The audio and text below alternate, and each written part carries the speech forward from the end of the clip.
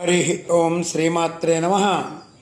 లలితా సహస్రనామ పారాయణలో భాగంగా ఈరోజు అమ్మవారి నామం 922వ నామం, 8 అక్షరాల నామం తరుణాదిత్య పాటల. ఈ నామంతో అమ్మవారికి నమస్కారం చేసుకున్నప్పుడు ఓం శ్రీ తరుణాదిత్య పాటలాయ నమః అని చెప్పుకోవాలి. తరుణ ఆదిత్య అంటే యవ్వనంలో ఉన్నటువంటి సూర్యుడి వలె పాటల వర్ణంతో ప్రకాశించినటువంటి తల్లి అని చెప్పి దీనికి మనం స్థూలార్థంగా చెప్పుకోవాలి. సూర్యోదయ సమయంలో సూర్యకాంతి రంగు అరుణవర్ణం, సూర్యాస్తమయ సమయంలో సూర్యకాంతి రంగు తామ్రవర్ణం. అట్లా వివిధ స్థితుల్లో ఉండేటువంటి సూర్యుడికి రకరకాలైనటువంటి వర్ణాలు ఉంటాయి. అమ్మవారు కూడా సర్వవర్ణోపశోభిత.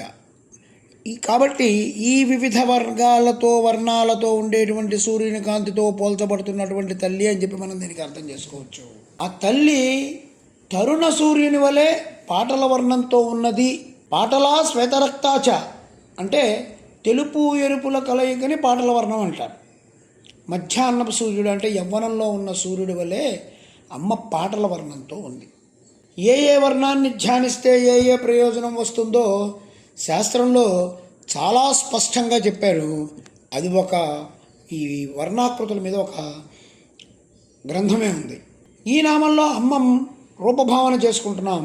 శృంగేరే పాటలాకృతి అంటే సర్వాలంకార శోభిత అయినటువంటి శృంగార నాయికగా ఉన్న అమ్మ రూపం పాటలాకృతి.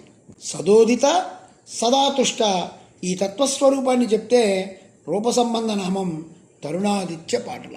ఓం ఐం హ్రీం శ్రీం తరుణాదిత్య పాటలాయ నమః. ఓం శ్రీమాత్రే నమః. ఓం శ్రీ మహారాజ్ఞే నమః. శ్రీమత్సింహాసనేశ్వర్యే నమః.